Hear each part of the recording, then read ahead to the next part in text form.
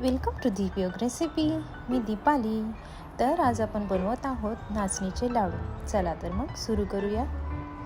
तर इथे मी कढई ठेवलेली आहे. त्यामध्ये थोडंसं तूप आणि अर्धी वाटी काजू, अर्धी वाटी बदाम आणि अर्धी वाटी अक्रोड घेतलेले आहे. त्याला छान असे भाजून घेत आहे.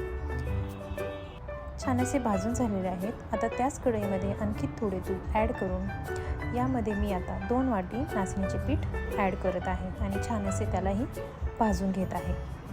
नाचणीचे पीठ भाजत असताना मी आणखी थोडे तूप ॲड केले होते आणि छान त्याला खमंग असे भाजून घेतलेले आहेत. आता जे ड्रायफ्रूट्स आपण छान असे भाजून घेतले होते त्याला मी मिक्सरमध्ये छान असे फिरवून घेतलेले आहे. आता हे सर्व मिश्रण मी नाचणीच्या पिठात ॲड करून घेतले आहे. त्याचप्रमाणे 2 वाटी गूळ देखील ॲड केला आहे आणि पुन्हा एकदा हे मी मिक्सरला फिरवून घेतले आहे पल्स मोडवरती.